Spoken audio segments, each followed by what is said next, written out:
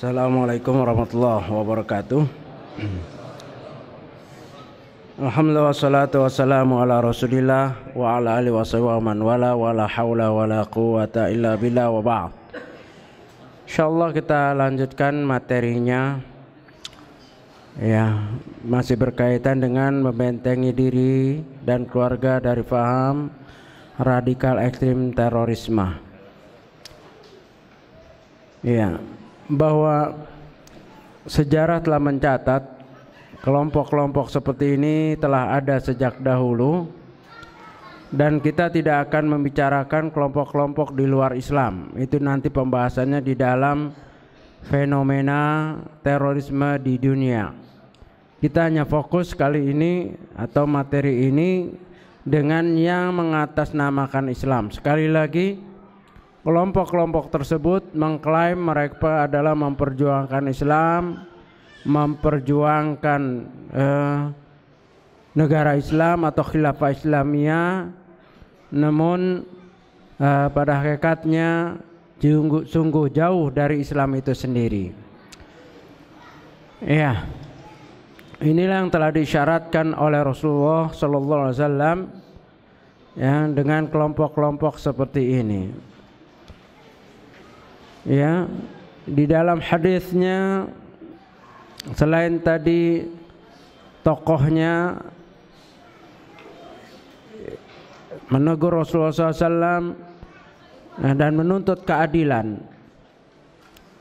Ya, di dalam riwayat lain Al-Khawarij juga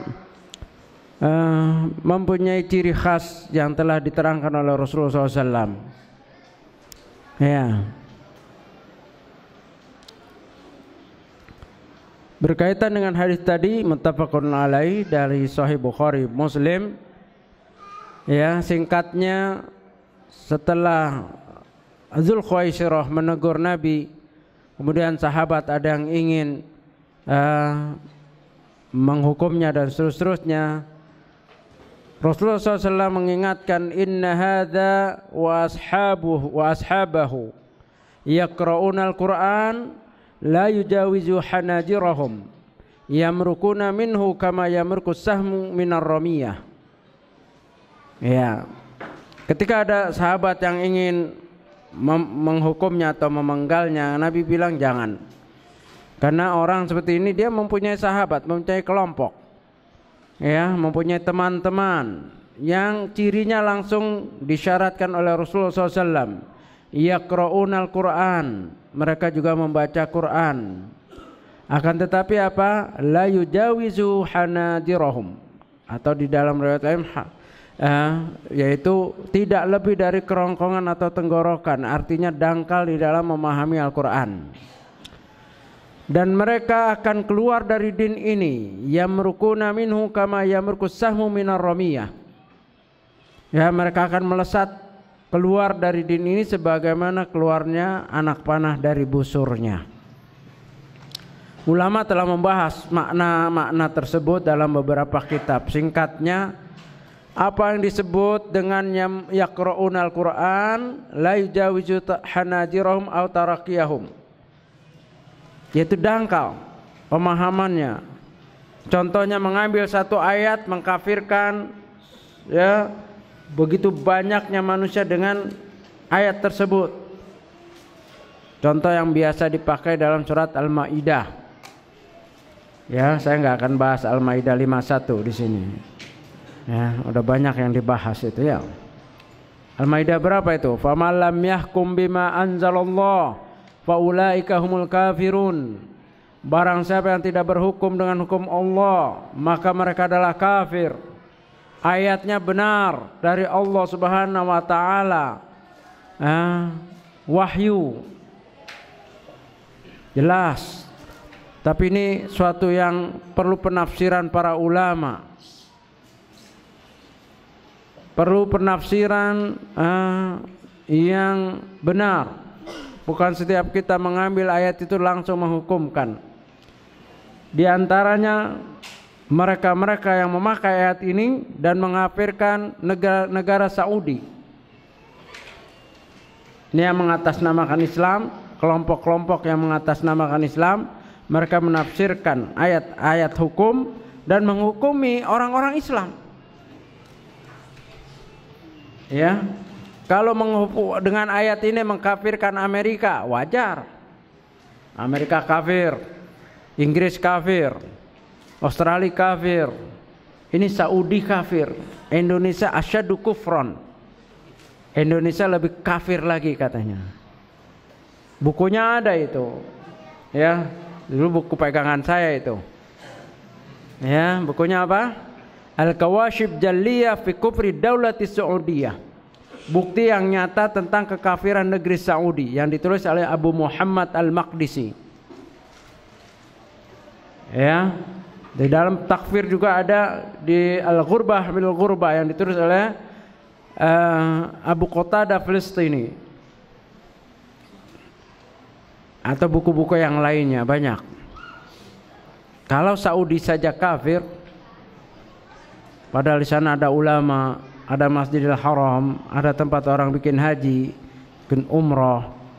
Ya, di Madinah ada Masjid Nabawi, ada Jami'ah Islamiyah. Banyak para ulama, ada Lajnah Daimah Al-Bu'uth, ada Darul Ifta dan seterusnya. Itu kafir. Pemimpinnya taghut. Apalagi Indonesia. Ya. Ini ciri mereka yang yaqra'una Al-Qur'an, mereka baca juga Al-Qur'an, mereka berdalil dengan Al-Qur'an. Nah, akan tetapi apa? La yuzawizu tarakiyahum aw hanajirahum. Enggak lebih dari tenggorokan atau dangkal. Atau kata maqala Ali radhiyallahu an, qaulul haq, ucapannya hak. Ucapannya hak. Qala Allah, qala Nabi. Tapi dengan yang hak itu yang dituju adalah kebatilan. Itu apa? Takfir.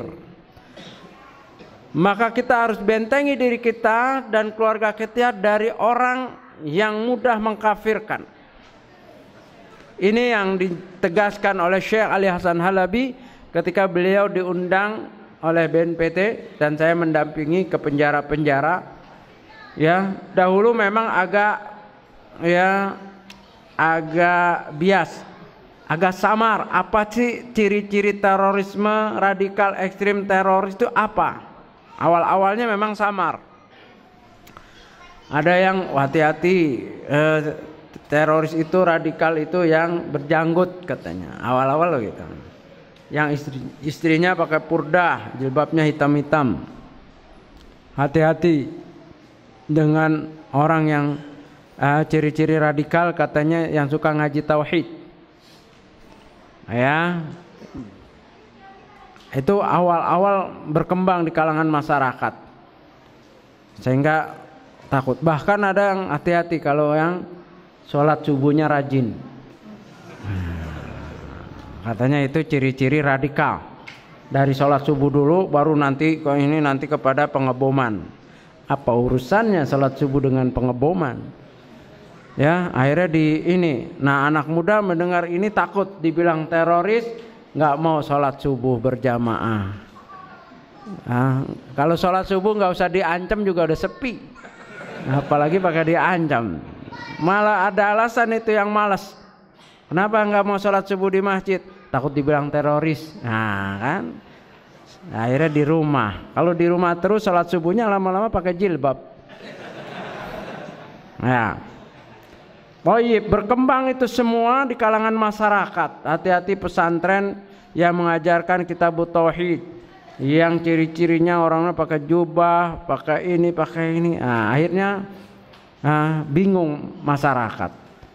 Nah, sekarang saya tegaskan di dalam blueprint BNPT halaman 2. Saya waktu penggodokannya diundang beberapa kali dan pakar-pakar dari Departemen Agama, Majelis Ulama, ya, profesor, doktor, kiai atau semua kumpul, jenderal, ya, badan intelijen juga semua kumpul, dari departemen pendidikan, ya, semua kumpul, terlahirlah blueprint BNPT. Enggak ada itu. Dari halaman 1 sampai halaman 2 enggak ada itu. Kelompok teroris radikal ekstrim adalah yang berjanggut, enggak ada. yang pondoknya ngajarin tauhid, nggak ada. Tidak ada itu ngarang-ngarangan beberapa orang aja, ya. Jadi jangan dipercaya yang seperti itu, dan jangan takut. Yang memang tumbuh ya alhamdulillah, yang enggak ya sabar, ya begitu. Kata yang celananya cingkrang, tidak. Ini telah ditegaskan berapa kali diantaranya ketika tablik akbar di Istiqlal oleh waktu itu Pak Kapolri Badruddin Haiti. Ya, menegaskan berulang-ulang, ada itu YouTube-nya, videonya, ya, bahwa paham radikal terorisme tidak bisa atau bukan dari dilihat dari casingnya, dari penampilannya, bukan mereka yang berjanggut, celana cingkrang, bukan. Ya, ini adalah suatu ideologi, suatu faham, suatu keyakinan, ya, di mana keyakinan yang menyimpang. Untuk mengetahuinya, ya harus dengan dialog. Itu pun kalau dia nggak bohong. Kalau bohong udah susah. Tapi ciri yang harus dilihat, kama qala Syekh Ali Hasan Halabi, takfir wa tafjir. Biasanya kelompok seperti ini adalah mudah mengkafirkan orang di luarnya dan mudah menghalalkan darah orang lain. Ya, yang tidak mau bergabung dengannya, halal darahnya. Atau yang mereka anggap kafir, halal darahnya. Nah, ini harus kita waspadai, harus kita bentengi diri kita. Maka karena waktu yang singkat, ya tidak mungkin saya bacakan. Di sini ada 17 riwayat hadis tentang Khawarij yang intinya semua kita sudah paham. Di antara riwayatnya adalah ya bahwa akan muncul nanti akhir zaman satu kaum sufahaul ahlam, akal mereka itu dangkal, hudasaul asnan, umur masih muda-muda. Ya, terus ciri-cirinya yaqra'unal Quran, mereka juga baca Quran tapi tidak lebih dari tenggorokan atau kerongkongan.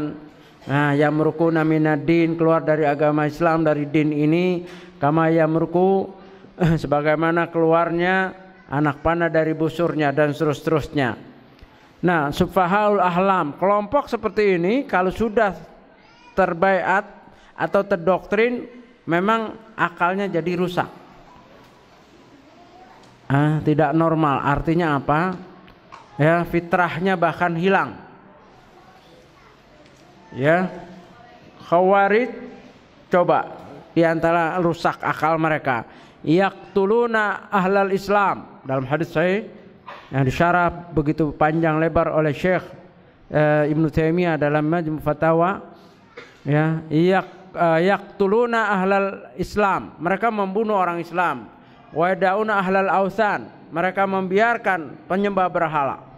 Dalam sejarah, kalau tadi ketika muncul di zaman Nabi itu baru fikrohnya, baru pemikirannya, belum sampai berjamaah, berkelompok. Puncaknya dalam sejarah mereka mempunyai kekuatan pasukan ribuan itu pada zaman Ali radhiyallahu an menjadi khalifah.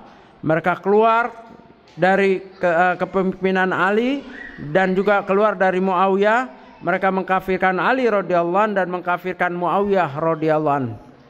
Mereka keluar, ya, dan mengkafirkan, dan mereka memerangi tentara Ali radhiyallahu an dan tentara Muawiyah. Dan pada puncaknya yang membunuh Ali siapa? Khawarij. Ya, Khawarij yang membunuh Ali radhiyallahu an. Ya, Abdurrahman Al-Muljam. Ya. Nah, itu yang membunuh. Itu tokoh Khawarij. Ya. Nah, begitulah yang membunuh Utsman juga Khawarij yang demo dari Irak, dari Kufah terus sampai ke istana. Ya. Jadi mereka itu yaqtuluna ahlal Islam. Mereka akalnya itu sudah rusak sehingga yang dibunuh orang Islam. Wa dauna ahlal ausan, dan membiarkan para penyembah berhala. Ahlu kitab dibiarkan. Ya. Oh, sekarang tidak ada ustadz yang namanya Khawarij. Benar, yang berbendera Khawarij tidak ada. Ya, lambangnya Khawarij tidak ada. Tapi sesuatu itu bukan dilihat dari bendera atau tasmiyah atau penamaan, tapi dari hakikat ciri-cirinya. Kalau ada itulah. Karena dalam kaidah dikatakan al-ibratu bihaqiqatiha la bitasmiyatiha. Sesuatu itu dilihat dari hakikatnya, bukan penamanya bisa berubah-berubah. Nggak ada sekarang kelompok. Sekarang coba ada nggak kelompok Mu'tazilah yang namanya Mu'tazilah? Nggak ada. Tapi kalau dilihat ada nggak orang zaman sekarang yang berpahaman Mu'tazilah? Banyak. Di antaranya apa? JIL, Jaringan Islam Liberal, itu Mu'tazilah. Takdimul akli minan nakli, mendahulukan akal daripada nas. Tapi mereka nggak ngaku Mu'tazilah. Ya. Begitu. Nah begitu juga tentang Khawarij, nggak ada benderanya Khawarij, lambang Khawarij nggak ada. Tapi ciri-cirinya bisa dilihat. Yang pertama apa tadi? Takfir, kemudian tafjir, yaitu mengadakan kerusakan ya, dan membunuh ya, manusia, terutama orang Islam. Coba sasarannya banyak kan orang Islam. Ya. Padahal katanya mereka benci dengan Yahudi, benci kalau sekarang benci dengan Amerika, benci dengan Rusia, benci dengan Yahudi. Tapi yang diledakkan di mana? Ya. Yang di Indonesia ini katanya mereka pejuang, mengaku mujahid, kalau mati syahid. Tapi yang dibom Bali 1, bom Bali 2, bom Marriott, masjid. Ya, polisi lagi menjaga. Ya, di Tamrin itu sasarannya apa? Jelas enggak? Saking gak jelasnya akhirnya bomnya meledak sendiri. Ya. Coba. Padahal katanya anti atau melawan Togut Amerika dan seterusnya. Sufahaul ahlam. Memang akal mereka udah rusak. Logika enggak jalan. Ya, kenapa? Karena doktrinnya itu lebih semangat. Doktrinnya itu lebih menguasai dari dalil itu sendiri, ya, mengalahkan nasihat ulama. Bahkan tadi mereka biasa meremehkan ulama. Karena waktu yang sempit, ciri-cirinya juga, ya, selain tadi membunuh orang Islam dan membiarkan ahlul awthan, ya, dan itu dalam sejarah terbukti. Ketika zaman Ali radhiyallahu anhu, ya, Khawarij itu berkeliaran, itu kalau ada pelarian ditanya, kamu ahlu kitab atau Islam? Ahlu kitab, selamat, tampung. Kalau Islam dites dulu. Bagaimana menurut kamu? Ali radhiyallahu anhu. Ali adalah sahabat Nabi, khalifah begini. Muawiyah, ya, langsung disembelih. Padahal itu bersahadat, cinta dengan Ali, cinta dengan Muawiyah, disembelih. Ya, syahadat nggak berlaku bagi mereka. Ahlu kitab dibiarkan. Bahkan di dalam kitabnya Syekh Ali Hasan Halabi, Ad-Da'is ala Mizani Ahlussunnah wal Jamaah, Da'is dalam timbangan Ahlussunnah wal Jamaah, saya dihadiahkan ketika beliau datang. Itu depannya muqaddimahnya itu mengerikan. Statement dari pemimpin pertama Abu Umar Al-Baghdadi sebelum Abu Bakar Al-Baghdadi. Apa katanya? Membunuh satu orang dai salaf lebih aku cintai daripada membunuh 1000 ahlu kitab. Hati-hati nih dai salaf. Ya. Sini ada yang dais enggak? Mantan? Atau baru ngisi formulir? Baru niat? Ya. Itu. Mereka lebih suka membunuh dai-dai. Ya. Salafi atau dai-dai sunnah daripada 100 atau 1000 ahlu kitab. Kenapa?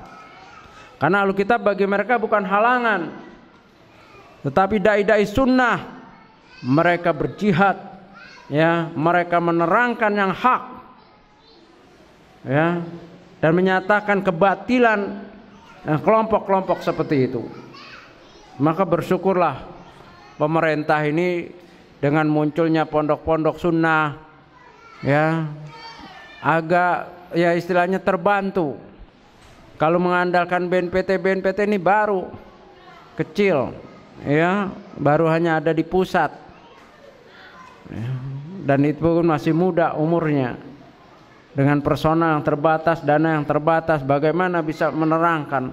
Tapi dai-dai sunnah ini alal haq, dengan jujur menerangkan yang hak itu hak, yang batil itu batil di mana-mana. Ya, makanya saya selalu menganjurkan ya untuk terus bekerja sama untuk apa? Untuk keamanan negeri ini. Ya, karena keamanan ini suatu yang mahal. Jangan sampai generasi kita mengikuti jalan yang salah. Dan ini pernah saya rasakan belasan tahun. Tidak enak. Ya, dalam kesesatan kegelapan takfiri. Orang di luar mereka dianggap kafir. Bahkan ayah ibu kalau belum sama-sama baiat nggak ada harganya itu. Sufahaul ahlam, akal mereka rusak. Begitu rusaknya mereka tega membunuh ibunya, tega membunuh bapaknya. Kenapa? Karena belum baiat.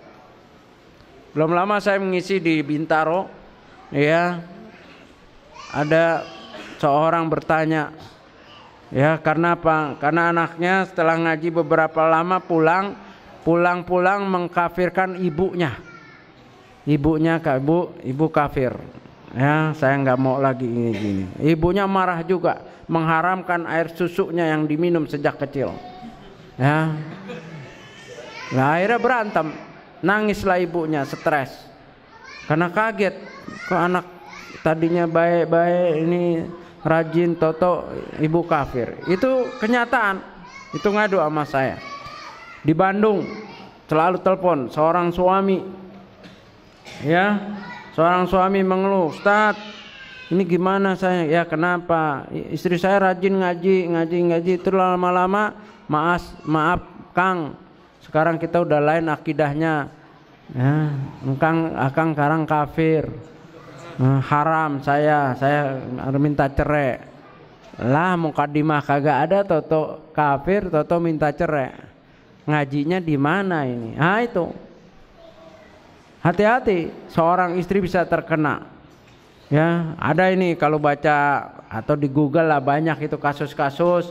Ya, ada anak yang mempengaruhi ibu bapaknya, akhirnya pergi ke Suriah dan ini dan seterusnya, mengkafirkan keluarganya, diceleduk adik beradik, ya, jual aset-asetnya padahal mampu, ekonominya dijual semua. Ya, kafirin bapak ibunya, kafir abangnya dikafirkan, yang akhirnya pergi, ketangkap di perbatasan, mau bergabung dengan Daesh, dengan ISIS. Kafirin dulu semua, dijual aset-asetnya, akhirnya tertangkap, itu diceleduk. Mudah-mudahan di sini nggak ada, ataupun kalau ada ya mudah-mudahan mikir-mikir dulu, istikharah dulu. Ya, mudah-mudahan mau mengaji dengan ustadz yang ada di sini untuk konsultasi. Tidak cukup hanya dengan semangat. Ya, ilmu qablal qauli wal amal, ilmu sebelum kita berucap dan beramal. Semua kita ingin mati syahid, ya kan? Semua kita ingin khilafah Islamiyah, daulah Islamiyah, syariat Islam, semua ingin. Ya, tapi serahkan pada Allah dan ikuti ulama. Bukan masing-masing kelompok punya inisiatif. Ya, kita ada ulama di dunia ini, ada ulama, ada di Lajnah Daimah Al-Bu'uts, ada di Jordan, ada di Yaman. Para ulama itu banyak. Merujuklah pada para ulama. Jangan masing-masing keinginannya. Keinginan yang bagus harus dengan cara yang benar. Ya, nggak cukup ikhlas. Jadi sekali lagi, tentu banyak yang harus kita bentengi diri kita dari kelompok-kelompok seperti ini. Itu salah satunya dari kelompok yang terkena apa? Syubhat. Fitnah, syubhat. Pelakunya dulu saya waktu di kelompok seperti itu, wah, merasa paling mantap. Kalau melihat orang yang di luarnya itu kayak apa gitu. Ya. Maunya cepet-cepet ngajak baiat aja. Biar cepet selamat. Ya, biar seperti saya dulu. Ya, saya bersentuhan dengan kelompok itu sejak kelas 1 STM. Makanya sekali lagi nih yang di sekolah umum, anak-anaknya sekolah umum, kalau pesantren-pesantren sunnah aman insyaallah. Alhamdulillah. Ya, tapi kalau yang di sekolah umum hati-hati. Nah, mereka merekrut begitu cepat. Ya, saya juga dulu punya kemampuan untuk merekrut seperti itu. Kalau yang stres 3 menit lah. Ya 1 menit 3 menit. Stres kan biasanya maunya mati aja kan. Hidup nih dunia nih gelap. Ya ngapain hidup? Akhirnya dia kepengennya mati. Udah paling cocok ini. Mau mati jangan sekedar mati. Kalau mati bunuh diri sia-sia neraka. Mati minum obat nyamuk, mati ngoplos, ya, atau nabrakin diri atau ngelempar diri dari bangunan tinggi. Itu mati sia-sia. Kalau mau mati, mari dengan kami. Mati syahid. Iskariman wa musyahidan wa sa'idan. Wah, mulai bergetar itu kan. Nah, yang stres langsung minta baiat ini nanti. Ya. Jadi mati yang hidup mulia di daulah Islam atau di khilafah Islamiyah, atau matinya mati syahid, mati yang berbahagia. Mati syahid, mati yang berbahagia. Ya, cuman harus diawali dengan baiat dulu katanya. Proses itu enggak lebih ya, baiat semenit, ini semenit udah 3 menit siap pasang bom. Ya, makanya jangan ada yang stres. Stres. Padahal di anak-anak muda umur belasan itu lulus sekolah, nyari kerja susah. Syarat kerja harus sudah punya pengalaman kerja. Ya pengalaman ini nyari kerja. Akhirnya stres, mau sekolah mahal. Ya, apalagi nggak ngaji, terus punya pacar, ini yang paling parah. Pacarnya mutusin, gelap dunia ini udah. Yang pengalaman langsung ketawa ya. Nah ketika gelap ketemu orang seperti saya dulu, wah paling cepet itu. Ya siap itu dipasangkan jadi penanten. Kalau dunia ini sementara, ngapain? Ya, kamu juga memang sudah mau mati yang berharga, mati yang mulia. Ya, mati jihad. Keluarkan ayat-ayat jihad. Ya, kadang-kadang pakai syair, walaupun syairnya itu dhaif, nggak peduli, pokoknya sampai. Di antara yang sering dipakai dulu untuk mempengaruhi anak-anak seperti itu, yaitu syairnya Abdullah bin Mubarak kepada Fudail ibnu Iyad. Ya, ini ternyata riwayat dhaif, tapi dipakai oleh mereka syair dan nasid-nasid itu. Ya, tergetarlah. Contoh syairnya misalnya, ya abidal haramain lau absartana la alimta innaka bil ibadati tal'abu. Wahai penghuni Masjidil Haram. Ini nasihat Abdullah Mubarak kepada Fudail ibnu Iyad yang mufti Masjidil Haram. Dia Abdullah bin Mubarak katanya di As-Sughur, di tempat jihad.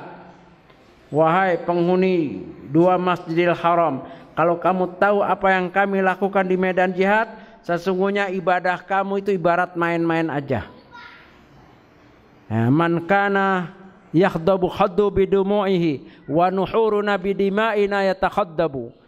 Kalau kalian basah pipi kalian dengan menangis karena khusyuk beribadah, ketahuilah leher-leher kami basah dengan darah. Hebatan mana nangis dengan berdarah-darah? Nah, mulai goncang kan? Iya. Iya.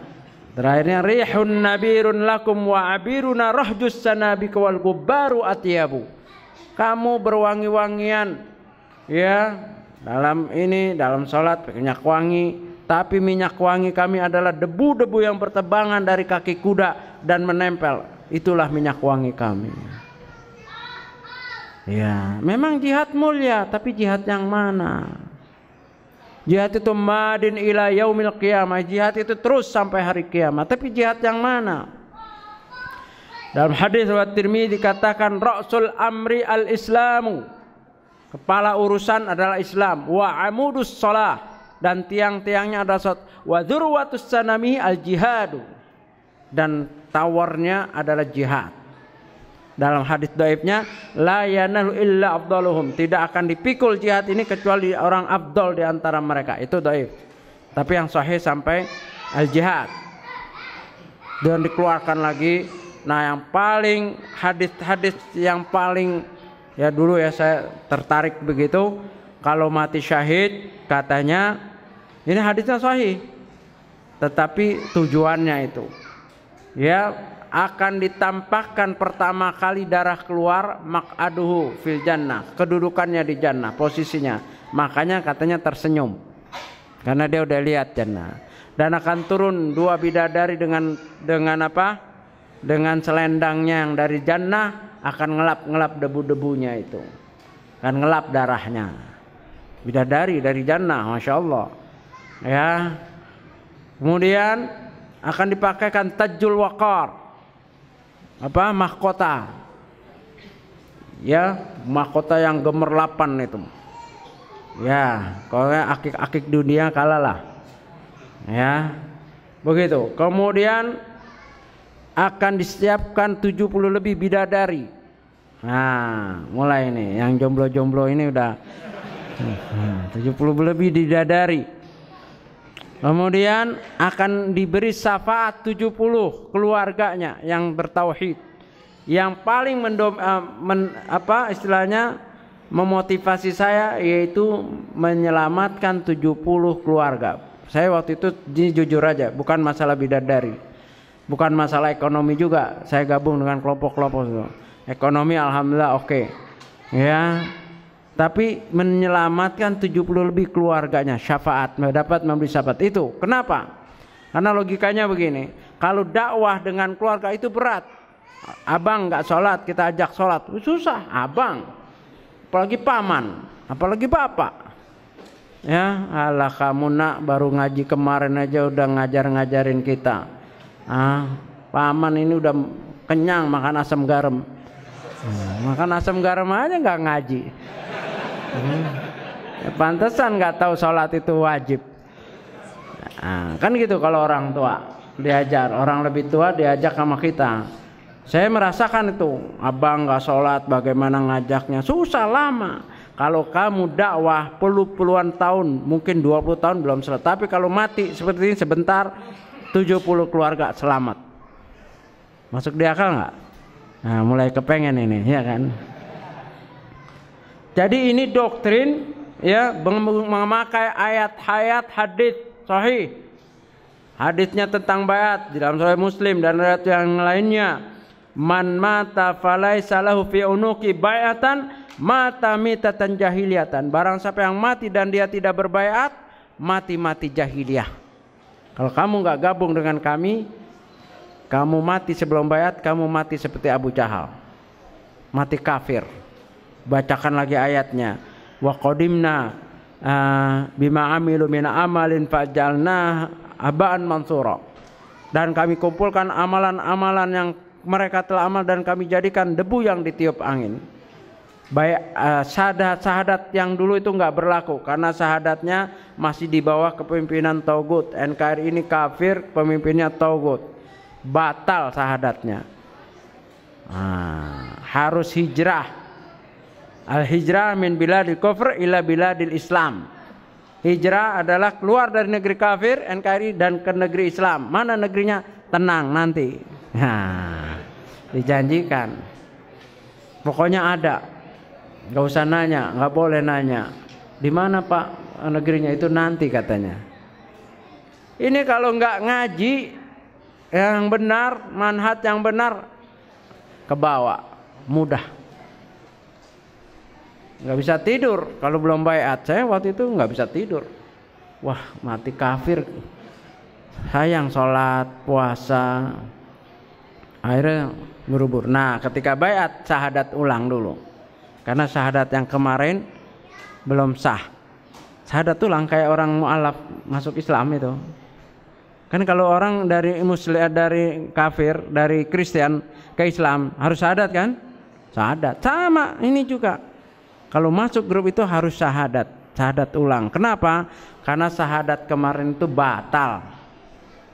Dibacaan pembatal nawaqidus syahadah. 10 pembatal syahadat versi mereka. Ya, bukan versi Ahlussunnah wal Jamaah. Jadi syahadat sudah batal, harus syahadat ulang dengan baiat itu.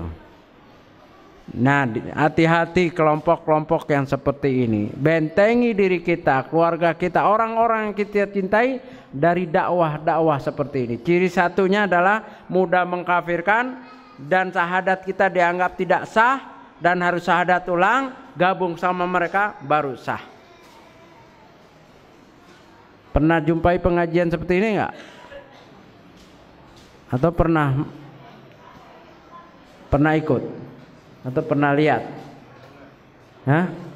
Pernah dengar? Enggak pernah ikut ya, alhamdulillah. Jangan sampai. Semuanya indah, qaulul haq, ucapannya hak, tetapi yang dituju dengan hak itu adalah kebatilan. Dalam riwayat lain, mereka yaquluna, mereka berkata dengan sebaik-baik manusia, ucapan-ucapannya itu Al-Quran, hadis. Tadi yaqra'ul Quran. Kemudian ucapan mereka menggunakan hadis juga, tapi penafsirannya menurut versi mereka. Ini yang harus kita bentengi, ya. Kita harus paham itu. Maka secara garis besar ciri-cirinya gini saja. Udah lewat ya waktunya. Ya nanti dengan tanya jawab. Apabila ada satu kelompok, satu orang yang mengaku ustadz atau pengajar atau pembina atau mentor atau siapa saja, mudah mengkafirkan ya orang di luarnya, negara seperti Saudi, Indonesia dan seterusnya, kemudian ya menuntut baiat dan biasanya rahasia. Makanya kalau pengajian seperti ini nggak mungkin mengajarkan teroris radikal ekstrim. Ada TV-nya, ada radionya, ada ininya umum, aparat juga diundang. Ya kalau bisa dari Densus diundang, Intel diundang, Angkatan Laut, Angkatan Darat, ya TNI itu diundang, kepolisian diundang. Jadi jelas. Ya, begitu. Jadi nggak zon, persangkaan aja. Kenapa? Karena casingnya mirip.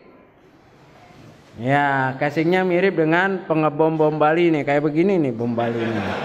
Nah, ya, casingnya udah mirip. Jadi kadang-kadang masyarakat takut. Ah, serem tuh ngaji di pondok itu. Kenapa? Ustadznya kayak bom Bali semua. Ya, karena dari luar aja.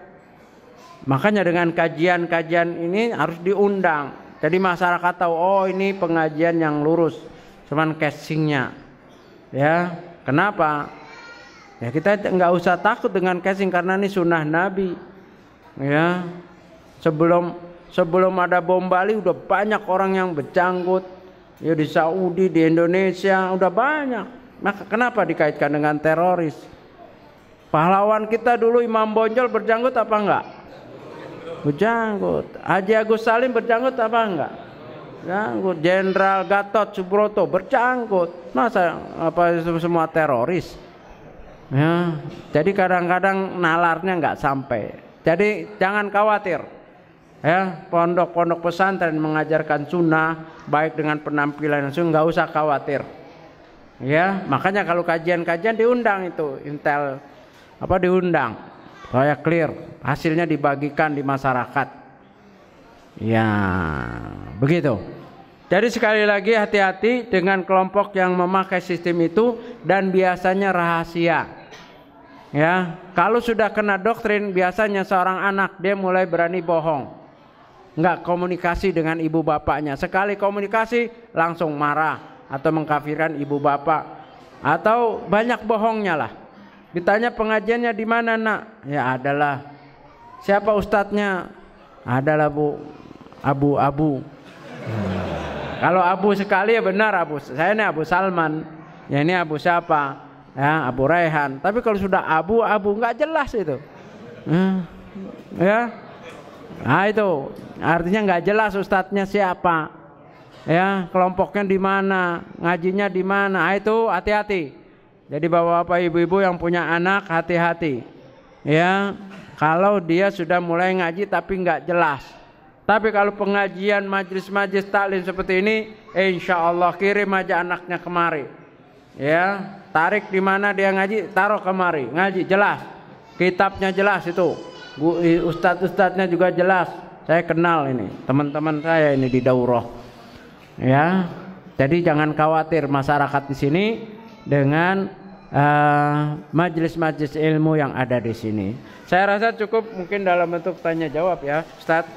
Ya silakan. Saya serahkan lagi ke Ustadz.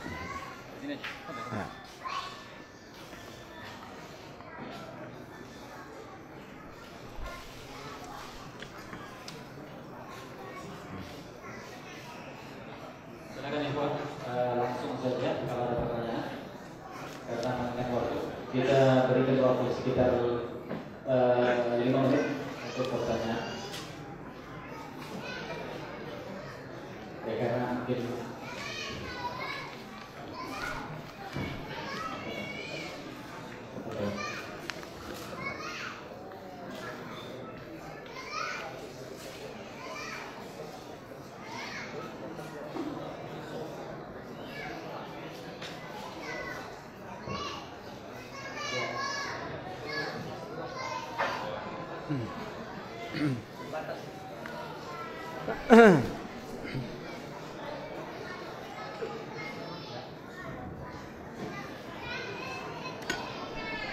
Ustaz, Ustaz bacain aja. Ustaz yang bacain. Ya, Ustaz.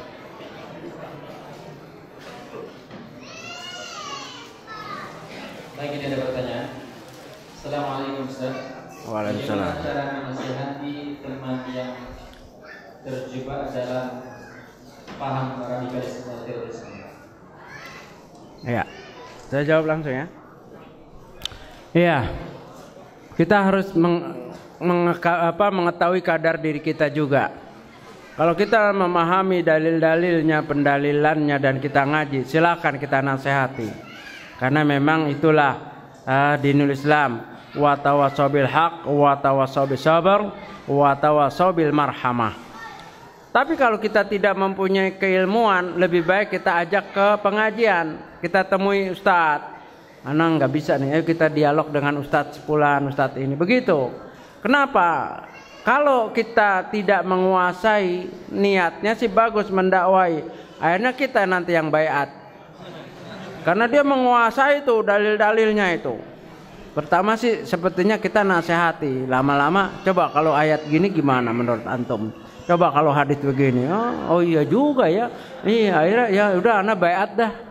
Nah, ini namanya mau mancing kepancing ini.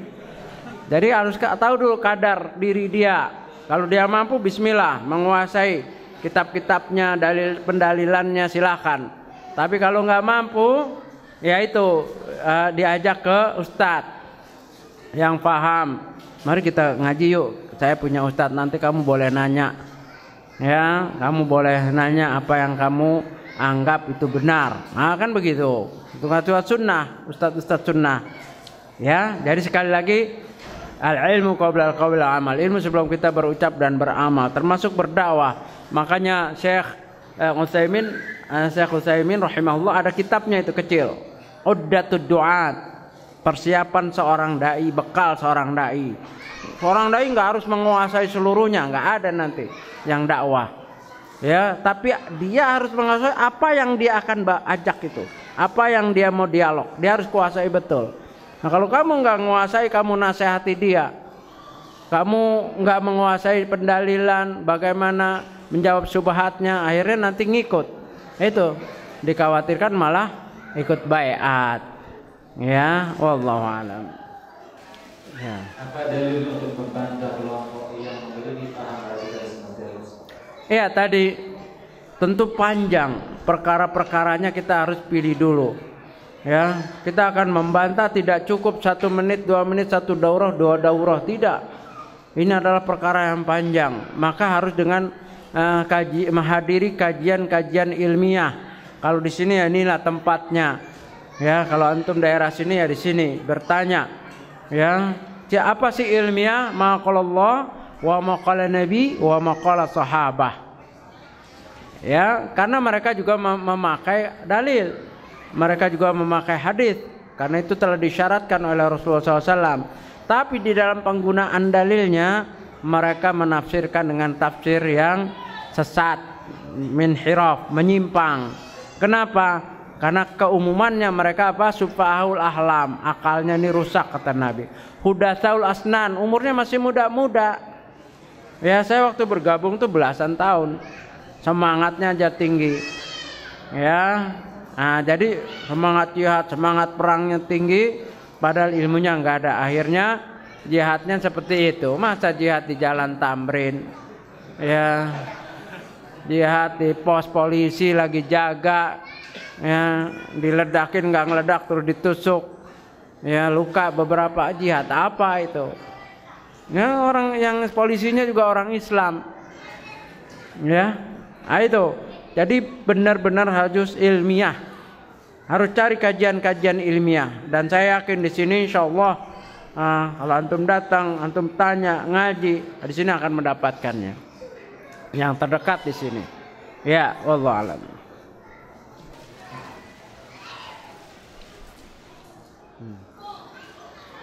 Apakah ISIS itu sesat? ISIS.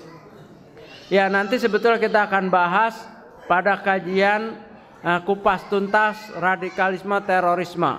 Tapi karena ada pertanyaan sedikit saya gambarkan bahwa ISIS ini bukan karya atau bukan hasil konspirasi atau buatan Amerika.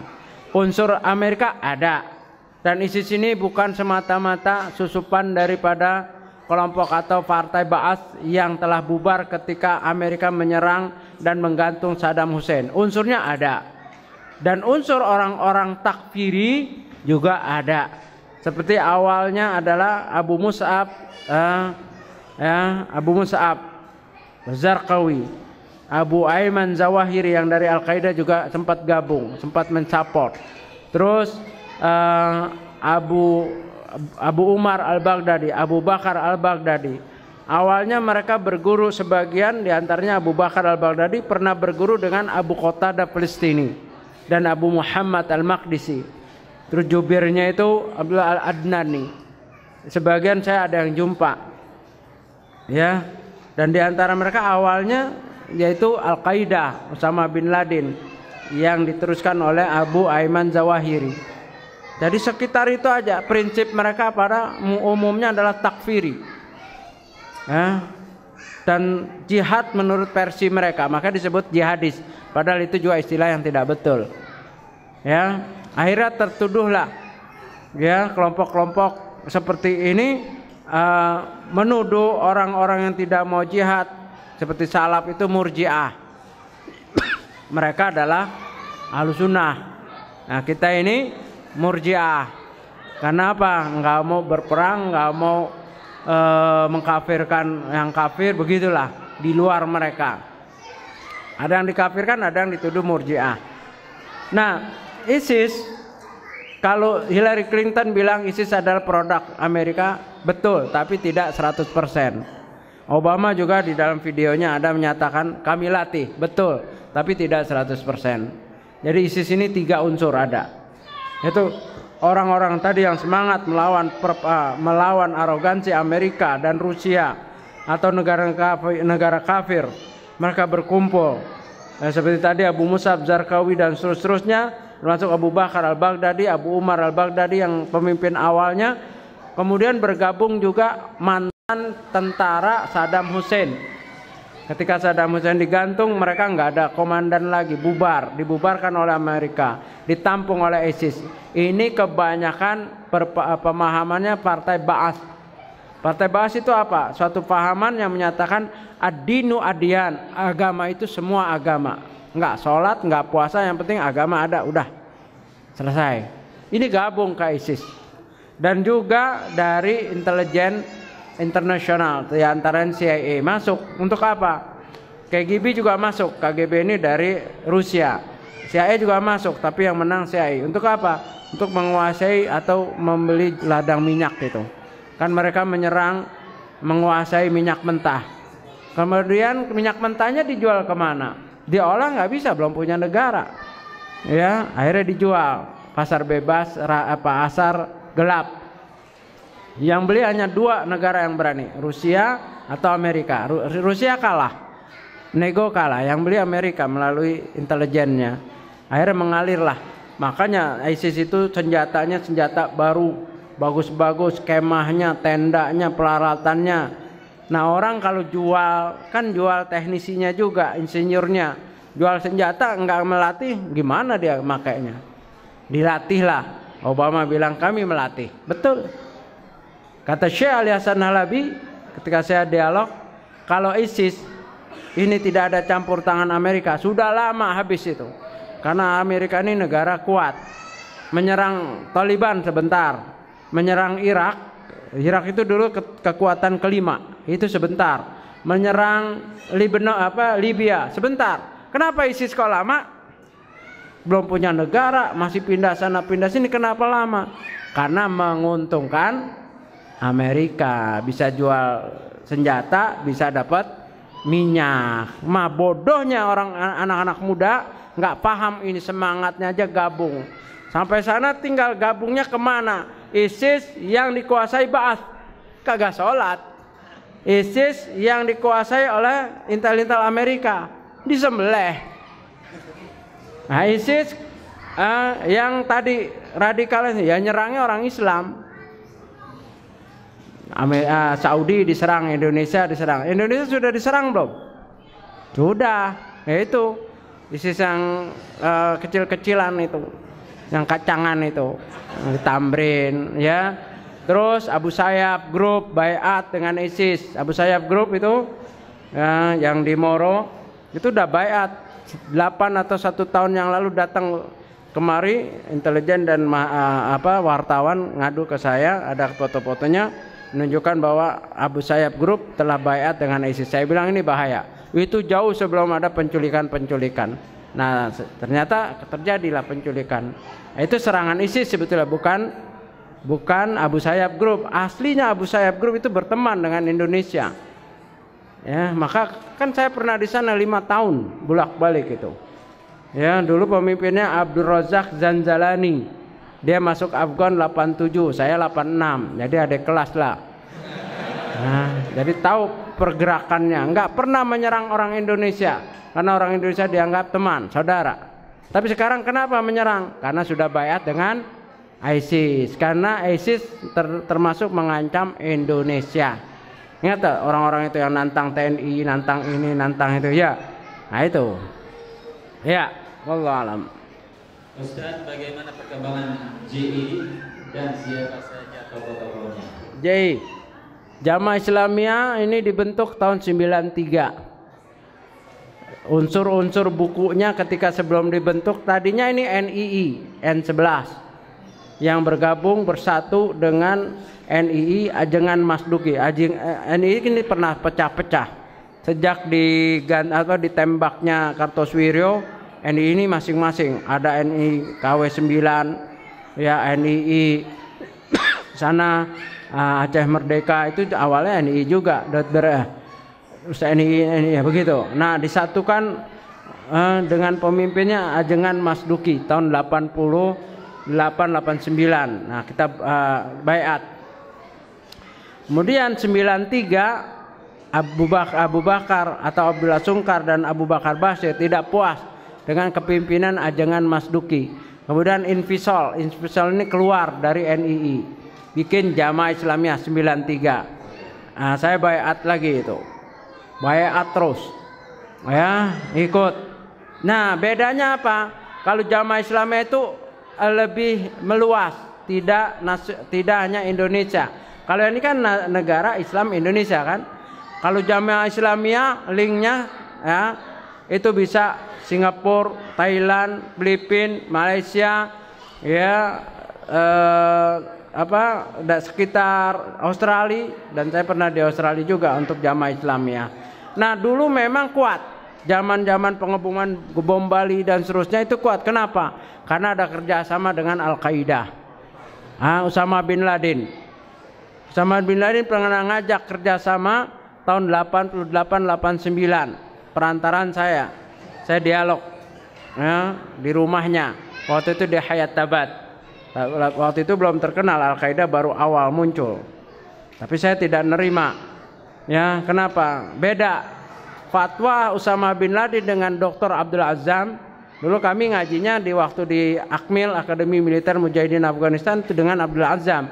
Abdul Azzam menyatakan bahwa jihad nggak boleh dibuang atau diperbesar keluar. Yang ada di konflik ya itu aja, yang lain nggak boleh, yang negeri aman tidak boleh. Tapi kalau Usama bin Laden meluaskan makna jihad sampai kemana, ke tempat-tempat aman, ke negeri-negeri kaum muslimin, dan sasarannya sipil ataupun militer ataupun sipil. Nah diterima oleh Hambali yang sekarang di Guantanamo. Terjadilah bom Bali 1, bom Bali 2, bom Marriott dan seterusnya, bom kecil-kecilan. Sekarang itu fatwanya Usama bin Laden. Bisa di-search kok di Google. Fatwa dari Usama bin Laden. Nah, Jamaah Islamiyah kuat ketika bersama dengan Al-Qaeda. Namun setelah ditangkap semua, ya tokoh-tokohnya ada yang ditangkap, ada yang masih di penjara, seperti Umar Patek masih di penjara, Ali Imran seumur hidup, Amin atau Bara, ya dan yang lainnya, ya yang sudah lepas Abu Rusdan, Abu Talut, ya dan yang lainnya. Nah sebagian sudah tobat. Tokoh-tokoh Jamaah Islamiyah, ya seperti saya ini udah tobat, alhamdulillah. Ya Nasir Abbas, ya Umar Patek juga udah tobat, Ali Imran masih. Nah sekarang kalau yang lama udah tidak terlihat pemimpin-pemimpin, tapi ada yang namanya Neo atau Jamaah Islamiyah gaya baru. Istilahnya berubah, orang-orang juga berubah dan ini rahasia. Nah, itu tidak sampai kepada saya. Tapi kalau tokoh-tokohnya saya bisa tahu ya dari dialog-dialog yang masih mempertahankan, tetapi masih lemah, tidak seperti dulu, ya. Dan sekarang gerakan-gerakan itu tidak kuat dananya, tapi bisa banyak, paham ya? Karena medsos begitu canggih, bisa mengobsesi 3, 4, 5 orang yang mempunyai kepahaman seperti itu dia bisa buat. Buktinya yang di Tamrin, ya, dan yang sudah ketangkap beberapa belum terjadi, ya, dan ini tidak diekspos. Contohnya di Bandung atau di Solo ada beberapa anak muda semangat JI dan semangat ISIS, tapi hanya beberapa orang, ya, buat high explosive, nggak peledakan, tapi tidak terjadi, keburu ditangkap. Nah ini yang kita khawatirkan, ya anak-anak kita yang buka websitenya tidak terkontrol, buka itu kemudian tersemangat ajak 3-4 orang terdoktrin dan baiatnya baiat online. Kalau dulu saya kalau baiat langsung, kalau sekarang diam-diam di kamar nggak tahu udah jadi anggota, ya baiatnya dikirim. Itu yang di penjara itu baiat, bagaimana baiatnya orang di penjara? Baiat sama Abu Bakar al-Baghdadi, baiat dengan itu, ya di dunia maya berbaiatnya. Ini lebih rawan lagi. Memang peledakannya kecil, tapi bisa masif, bisa banyak. Yang ini terobsesi buat, ini terobsesi buat, ya. Yang tadi itu, apalagi yang stres bacanya buku-buku JI, wah terobsesi dengan gaya hidupnya Imam Samudra. Siapa yang suruh ngikut Imam Samudra? Kalau mau ikut Imam Ahmad. Nggak ada jaminannya kalau Imam Samudra sesat sudah. Itu dulu murid saya Imam Samudra itu. Ya, yang latih memang saya dulu di Afghanistan. Ya, tapi alhamdulillah beda. Ya, itulah hidayah. Hidayah ini unik. Jadi sekali lagi Jamaah Islamiyah yang lama itu sudah tiarap. Orang-orangnya juga sudah nggak efektif. Tapi yang baru wallahu alam. Karena semangat ini kayak ini kan udah lama tidak ada, tapi semangat ini terus. Kenapa? Ya karena bisa ditularkan dengan medsos, dengan doktrin, dengan cerita dan seterusnya. Wallahu alam. Mudah-mudahan di sini tidak ada.